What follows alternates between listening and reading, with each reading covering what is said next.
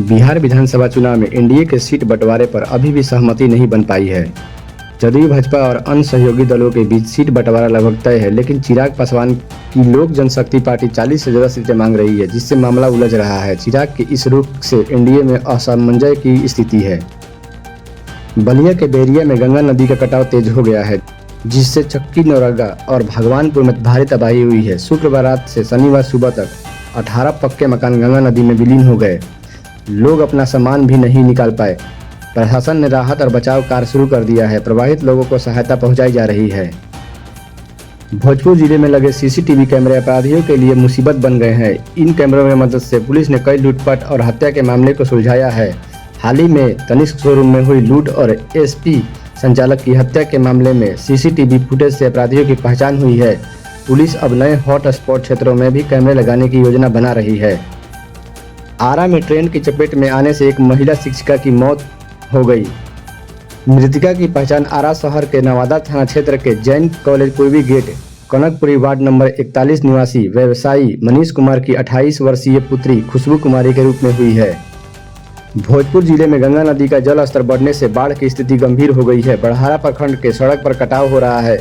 कई सड़कें और गांव पानी में डूब गए हैं, जिसके कारण 57 स्कूलों को बंद कर दिया गया है। पिछले 36 घंटे में जल स्तर में 23 सेंटीमीटर की वृद्धि हुई है। इलाहाबाद में जल स्तर घटने से राहत की उम्मीद है। राष्ट्रपति द्रौपदी मुर्मू ने कल सार्वजनिक क्षेत्र के उद्यमों को स्कोप एमिनेंस पुरस्कार प्रदान किए गए। राष्ट्रपति ने कहा कि 2047 तक विकसित भारत के निर्माण के राष्ट्रीय लक्ष्य को प्राप्त करने के लिए सीपीएसई महत्वपूर्ण भूमिका निभाएंगे। खेल मंत्री मनसुख मंडाविया ने कल भारत के अब तक के सबसे बड़े राष्ट्रीय खेल दिवस समारोह का नेतृत्व किया। 30 करोड़ लोगों ने ओलंपिक और पैरा ओलंपिक खेलों में प्रतिस्पर्धा में शामिल होने का संकल्प लिया। सावित्रीबाई फुले राष्ट्रीय महिला एवं बाल विकास संस्थान ने कल प्रधानमंत्री के डिजिटल इंडिया और विकसित भारत 2047 के लक्ष्य विजन के अनुरूप डिजिटल गवर्नेंस को मजबूत करने हेतु अपनी पहली आधिकारिक वेबसाइट आरंभ की। प्रधानमंत्री इशिबा और मैंने टोक्यो इलेक्ट्रॉन फैक्ट्री का दौरा किया। हम प्रशिक्षण कक्ष और उत्पादन नवाचार प्रयोगशाला गए और कंपनी के शीर्ष अधिकारियों से बातचीत की। सेमीकंडक्टर क्षेत्र भारत जापान सहयोग का एक प्रमुख क्षेत्र है। पिछले कुछ वर्षों में भारत ने इस क्षेत्र में काफ़ी प्रगति की है। बहुत से युवा भी इस क्षेत्र से जुड़ना चाहते हैं। हम आने वाले समय में इस गति को जारी रखना चाहते हैं। मराठा समुदाय को ओबीसी श्रेणी में शामिल करने को लेकर आंदोलन फिर तेज। मुंबई के छत्रपति शिवाजी टर्मिनल का यह नज़ारा है। मुंबई के आज़ाद मैदान में मराठा आरक्षण को लेकर आंदोलन के लिए लाखों लोग एकत्र हो रहे हैं। बिहार की धरती पर टीम इंडिया के जीत के साथ शानदार शुरुआत। राजगीर में खेले गए एशिया कप हॉकी मुकाबले में भारत ने चीन को एक रोमांचक मैच में 4-3 से हरा दिया। टीम इंडिया की तरफ से हरमनप्रीत सिंह ने जबरदस्त हैट्रिक लगाई, जबकि एक गोल जुगराल सिंह ने किया।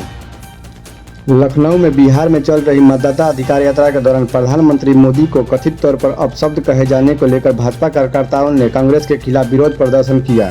इस यात्रा का नेतृत्व कांग्रेस सांसद राहुल गांधी और राजद नेता तेजस्वी लाल यादव कर रहे हैं। आरा के भोजपुर में लोकसभा में विपक्ष के नेता और कांग्रेस सांसद राहुल गांधी ने कहा, भाजपा महाराष्ट्र में चुनाव चुराया, हरियाणा में किया, लोकसभा चुनाव में वोट चुराए, लेकिन हम उन्हें बिहार में चुनाव नहीं चुराने देंगे। स्पेन, फ्रांस, ग्रीस, पुर्तगाल, अल्बानिया और तुर्की के कुछ हिस्सों में घातक जंगली आग फैल रही है। यूरोपीय महाद्वीप में लगी जंगली आग ने 2025 को अब तक का सबसे बुरा साल बताया है। जम्मू और कश्मीर रामबन जिले के एक गांव में बादल फटा, बचाव अभियान जारी। रामबन के उपायुक्त मोहम्मद अयास खान ने कहा, आधी रात को हमें एक फोन आया कि भारी बारिश के कारण लोगों ने इलाके में बादल फटने की सूचना दी है। हमने तुरंत एसडीआरएफ, पुलिस और अन्य इमरजेंसी को सूचित किया और उससे संवेदन किया। संचार संबंधी थोड़ी समस्या थी, जिससे सटीक स्थान की पहचान करने में थोड़ी देरी हुई। टीमों के साथ मिलकर हम 300 निकालने में कामयाब रहे और उसके बाद एक और 100 नाले से बरामद किया गया। एक व्यक्ति की अभी भी लापता है और तलाश जारी है। कैलिफोर्निया में 50,000 से ज़्यादा निवासियों ने या तो अपना घर छोड़ दिया या फिर ऐसा करने की तैयारी कर रहे हैं, क्योंकि राज्य के इस साल की सबसे बड़ी जंगल की आग से जूझ रहा है। जम्मू कश्मीर के गुरेज सेक्टर में सुरक्षा बलों ने बड़ी सफलता हासिल की है। एनकाउंटर में बागू खान उर्फ समंदर चाचा मारा गया, जिसमें आतंकी संगठनों में ह्यूमन जीपीएस कहा जाता था। 1995 से पीओके में सक्रिय समंदर चाचा अब तक 100 से ज़्यादा घुसपैठ करवा चुका था। उसकी मौत को आतंकवादियों के नेटवर्क के लिए बड़ा झटका माना जा रहा है। टीएमसी सांसद महुआ मोइत्रा के हालिया बयान समेत विपक्ष के बयानों पर केंद्रीय मंत्री किरण रिजिजू ने कहा कि हम बहुत लोकतांत्रिक लोग हैं, हम बहुत सम्मान से बात करते हैं, लेकिन विपक्ष के कुछ लोग राहुल गांधी और कुछ सांसदों द्वारा इस्तेमाल की जाने वाली भाषा अब गाली गलौज तक गिर गई है, इसलिए यह लोकतंत्र के लिए सही नहीं है। प्रधानमंत्री और उनकी दिवंगत मां को गाली देना ठीक नहीं है, भविष्य के लिए भी नहीं, इसलिए भाजपा एनडीए ऐसी भाषा का इस्तेमाल कभी नहीं करता। हम संविधान और लोकतंत्र में विश्वास करते हैं, हम लोकतांत्रिक तरीके से चुनाव लड़ते हैं। वे चुनाव नहीं जीत सकते, लेकिन चुनाव आयोग को गाली देने में से क्या फायदा होगा? लोग उन्हें वोट नहीं देते, इसलिए राहुल गांधी का गुस्सा देश के लोगों के लिए है, यह सही नहीं है। प्रधानमंत्री नरेंद्र मोदी ने जापानी प्रधानमंत्री को चॉप स्टिक के साथ रेमल बाउल उपहार दिए। सिल्वर चॉप स्टिक के साथ vintage precious stone bowl set भारतीय कलात्मक और जापानी पाक परंपरा का एक अनूठा मिश्रण है। 4 छोटे बाउल्स और सिल्वर चॉप स्टिक के साथ एक भूरे रंग के म्यून बॉल बाउल से सुसज्जित यह बाउल जापान के डोनबुरी और सोना अनुसंधानों से प्रेरित है। रक्षा मंत्री राजनाथ सिंह ने नई दिल्ली में एक रक्षा सम्मेलन को संबोधित किया। श्री सिंह ने जोर देकर कहा कि रक्षा क्षेत्र में आत्मनिर्भरता केवल एक विकल्प नहीं बल्कि अस्तित्व और प्रगति की एक शर्त है। उन्होंने कहा कि सरकार का मानना है कि आत्मनिर्भर भारत अपनी सामरिक स्वायत्तता की रक्षा कर सकता है। दिल्ली फेडरेशन ऑफ सदर बाजार ट्रेड्स एसोसिएशन ने सदस्यों से अमेरिका द्वारा भारत पर लगाए गए 50% टैरिफ के खिलाफ विरोध प्रदर्शन किया। केंद्रीय गृह मंत्री अमित शाह ने बांद्रा स्थित भगवान गणेश पंडाल में दर्शन किए और उसकी पूजा अर्चना की। उन्होंने अहिल्याबाई होलकर को श्रद्धांजलि भी अर्पित की। देश में पहली बार शिक्षकों की संख्या 1 करोड़ पार, लेकिन कई स्कूलों की हालत अब भी चिंताजनक है। देश में शिक्षकों की संख्या पहली बार 1 करोड़ के पार पहुंच गई है, लेकिन शिक्षा व्यवस्था की खामियां अब भी सामने आ रही है। ताजा आंकड़ों के मुताबिक करीब 1 लाख स्कूल ऐसे हैं जहां केवल एक शिक्षक ही पढ़ा रहे हैं। इतना ही नहीं, 8000 से ज्यादा स्कूलों में एक भी छात्र नहीं है। हालांकि सकारात्मक दिशा में कदम उठाए गए हैं। एकल शिक्षा स्कूलों में 6% की कमी और शून्य नामांकन वाले स्कूलों में 38% गिरावट दर्ज की गई है। डिजिटल सुविधाओं में भी बढ़ोतरी देखी गई है। अब 63% से अधिक स्कूलों में इंटरनेट कनेक्टिविटी और कंप्यूटर उपलब्ध है, जबकि केवल 55% विद्यालयों में ही रैंप और हैंडल सहित अनुकूल संरचनाएं हैं। ये आंकड़े शिक्षकों की संख्या में सुधार की उपलब्धि दर्शाते हैं, लेकिन बुनियादी संरचना, नामांकन और गुणवत्ता सुनिश्चित करने के लिए लक्ष्य उन्मुख कार्रवाई की जरूरत भी स्पष्ट करते हैं। विशेषज्ञों का मानना है कि यह स्थिति शिक्षा की गुणवत्ता और भविष्य दोनों पर सवाल खड़े करती है। सरकार ने कहा है कि अब इस असंतुलन की दूर करने के लिए विशेष कदम उठाए जाएंगे।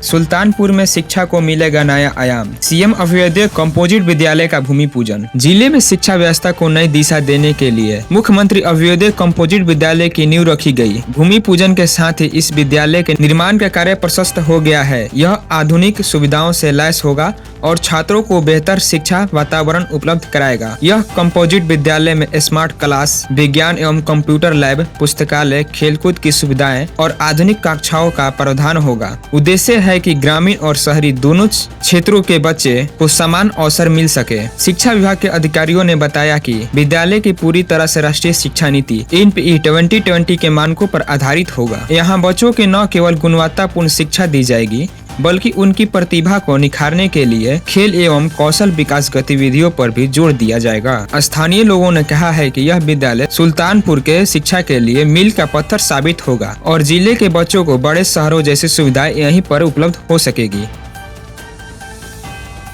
भारत और जापान में निवेश से लेकर AI तक हुए बड़े समझौते, मोदी का दौरा रहा सफल। प्रधानमंत्री नरेंद्र मोदी के जापान दौरे में दोनों देशों ने 10 वर्षीय संयुक्त दृष्टि जारी की। जापान के अगले दशक में भारत के करीब 10 ट्रिलियन येन लगभग 68 अरब डॉलर निवेश का वादा किया गया। AI, सेमीकंडक्टर, क्लीन एनर्जी और डिजिटल अवसंरचना में साझेदारी की नई गति मिलेगी। दौरे के दौरान 13 से अधिक अहम समझौते हुए जिसमें सुरक्षा और आर्थिक सहयोग शामिल है। मानव संसाधन विकास के लिए 5 लाख लोगों के एक्सचेंज प्रोग्राम पर भी सहमति बनी। विशेषज्ञों का मानना है कि यह दौरे भारत जापान रणनीतिक साझेदारी को नई ऊंचाई देगा।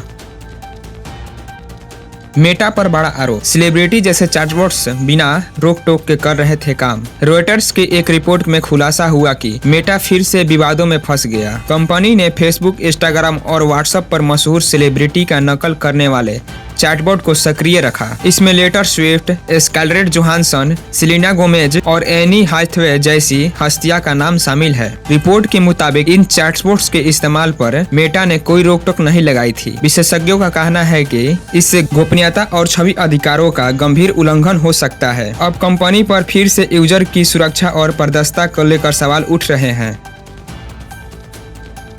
रिलायंस ने लॉन्च किए जियो फ्रेम्स स्मार्ट ग्लासेस, मिलेंगे धांसू फीचर। रिलायंस जियो ने अपनी वार्षिक एजीएम में जियो फ्रेम्स स्मार्ट ग्लासेस पेश किए हैं। ये smart glasses AI voice assistant से लैस है जो कई भारतीय भाषाओं को सपोर्ट करते हैं। इसके जरिए यूजर एचडी फोटोज क्लिक करने के लिए वीडियो रिकॉर्डिंग और लाइव स्ट्रीम का अनुभव ले सकते हैं। कंपनी ने इसमें ओपन ईयर स्पीकर्स भी दिए हैं जिसमें कॉलिंग और म्यूजिक का मजा लिया जा सकता है। जियो फ्रेम्स में रियल टाइम गाइडेंस और एआई क्लाउड सपोर्ट जैसी उत्तरीन तकनीक भी मौजूद है। इसमें मेटा रे-बैन स्मार्ट ग्लासेस का सीधा मुकाबला माना जा रहा है। बिहार सरकार का बड़ा तोहफा, महिलाओं को स्वरोजगार के लिए 2 लाख तक आर्थिक सहायता। बिहार सरकार ने चुनाव पूर्व मुख्यमंत्री महिला रोजगार योजना की घोषणा की है, जिसके तहत हर परिवार की एक महिला को स्वरोजगार शुरू करने के लिए आर्थिक मदद दी जाएगी। पहले चरण में महिलाओं को 10,000 की शुरुआती राशि सीधे उनके बैंक खातों में दी जाएगी। 6 माह बाद यदि महिला ने अपना व्यवसाय शुरू कर लिया और इसका मूल्यवान सकारात्मक रहा तो उसे 2 लाख तक अतिरिक्त सहायता दी जा सकती है। सरकार का उद्देश्य महिलाओं को आत्मनिर्भरता बढ़ाना और स्वरोजगार और रोजगार का अवसर स्थानीय स्तर पर सृजित करना है। भारत के कई राज्यों में मानसून की बारिश लगातार जारी है। उत्तर भारत के पहाड़ी राज्यों जैसे उत्तराखंड, हिमाचल प्रदेश और जम्मू कश्मीर में भारी बारिश से हालात काफ़ी गंभीर हो गए हैं। तेज बारिश के कारण नदियां उफान पर है और कई जगहों पर पानी लोगों के घरों में घुस चुका है। नदियां में इतने पानी बढ़ गए हैं कि पुल बह गए हैं। खबरें दिल्ली से। दिल्ली के आसपास के इलाकों में बीते दिन बारिश ने उमस से थोड़ी राहत दे दी है, लेकिन आज 31 अगस्त को फिर से बारिश की संभावना है। मौसम विभाग ने पूर्वी मध्य दक्षिणी पूर्वी दिल्ली और सहादरा में बारिश के लिए येलो अलर्ट जारी किया है। इसके अलावा बाकी इलाकों में हल्की बारिश और बूंदाबूंदी हो सकती है। उत्तर प्रदेश के कई जिलों में आज भी बारिश के आसार है। मौसम विभाग ने पूर्वी और पश्चिमी यूपी के कुछ हिस्सों में तेज बारिश और बिजली गिरने की चेतावनी दी है। भारी बारिश के कारण 17 जिले बाढ़ से प्रभावित हो चुके हैं, जिसमें प्रयागराज, वाराणसी, मेरठ, बलिया, बहराइच, लखीमपुर और कानपुर नगर जिले शामिल हैं। बिहार में भी मानसून की बारिश ने हालत बिगाड़ दिए हैं। मौसम विभाग ने बताया है कि आज राज्य के कई जिलों में भारी बारिश हो सकती है। पूर्वी चंपारण, पश्चिमी चंपारण, गोपालगंज और भागलपुर में तेज बारिश की चेतावनी दी गई है। पटना से सटे जिले भोजपुर और बक्सर में उमस भरी गर्मी से लोग बेहाल है। माननीय केंद्रीय मंत्री श्री शिवराज सिंह जी ने आज कर्नाटक के बेंगलुरु में ICAR भारतीय कृषि कीट संसाधन ब्यूरो के अधिकारियों के साथ संवाद कर संस्था की गतिविधियों की समीक्षा की। माननीय केंद्रीय शिवराज सिंह जी ने आज कर्नाटक के मैसूर के किसान श्री राम जी के खेत पर पहुंचे पपीते, केले और अदरक की फसल का अवलोकन किए। कृषि विभाग ने जिले के सभी कृषि केंद्रों एवं विक्रय परिसरों को स्पष्ट निर्देश दिया है कि उर्वरक का विक्रय केवल अनुशंसित दर पर ही की जाए। किसानों की सुविधा और अधिकारों की रक्षा सर्वोच्च प्राथमिकता है। विभागीय अधिकारियों द्वारा निरंतर मॉनिटरिंग और औचक निरीक्षण जारी हो रही है ताकि किसी भी प्रकार की कालाबाजारी या अनुशासन गतिविधि पर तत्काल कार्रवाई हो सके। साथ ही उप संचालक कृषि ने कृषकों से भी अपील की गई है कि यदि कहीं उर्वरक अधिक दाम पर बेचे जाएं तो किसी अन्य प्रकार की अनियमितता की जानकारी मिलती है तो इसकी सूचना नजदीकी कृषि विभाग कार्यालय में दे, जिससे तत्काल कार्यवाही संभव हो सके। रिद्धि सिद्धि क्लब की ओर से आयोजित 5वें गणपति महोत्सव के दूसरे दिन कला और भक्ति का अनुठान संगम देखने को मिला। Soul and Spirit Art Society के 5 कलाकारों ने इस अवसर पर दूसरी बार 11 फुट की ऊंची भगवान गणपति की भव्य लाइव पेंटिंग तैयार की। दर्शकों को मंत्रमुग्ध कर दिया। चमकदार रंगों से सजी यह कृति कार्यक्रम का मुख्य आकर्षण बना रही है। दिल्ली के प्रसिद्ध कालाकाजी मंदिर में प्रसाद को लेकर शुक्रवार रात एक सेवेदार की लाठी डंडों से पीट कर हत्या कर दी गई है। घटना का सीसीटीवी फुटेज भी सामने आया है, जिसमें 2 युवक बेसुध पड़े सेवेदार पर लगातार डंडे बरसाते दिखे। आसपास 3-4 युवक और खड़े हैं। घटना को अंजाम देकर सभी मौके से फरार हो गए हैं। दिल्ली पुलिस ने बताया कि स्थानीय लोगों ने ये आरोपी को मौके पर ही पकड़ लिया और पुलिस के हवाले कर दिया। उसकी पहचान दक्षिणपुरी निवासी 30 साल के अतुल पांडे के रूप में हुई है। बाकी आरोपियों की तलाश की जा रही है, उनकी पहचान अभी नहीं हो पाई है। एक्टर टाइगर श्रॉफ की बागी 4 का ट्रेलर 30 अगस्त को रिलीज हो गया है। प्रोमो में उन्हें एक हिंसक रोल में दिखाया गया है, जिसका सामना संजय दत्त से होता है।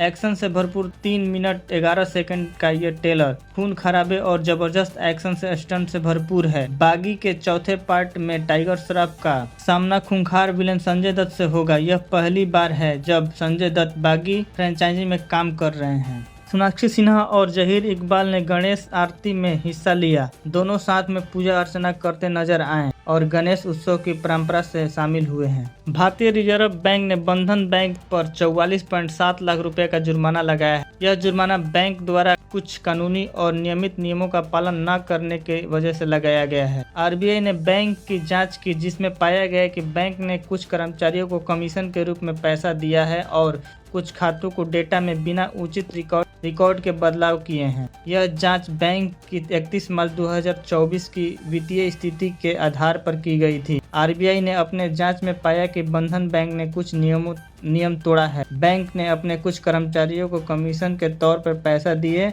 जो आरबीआई के नियमों के खिलाफ है। भारत में टेस्ला की आधिकारिक एंट्री हो चुकी है। भारत में फिलहाल टेस्ला मॉडल वाई को ही लॉन्च किया गया है, लेकिन आने वाले समय में कंपनी अपनी कुछ और पॉपुलर कारों भी लॉन्च कर सकती है।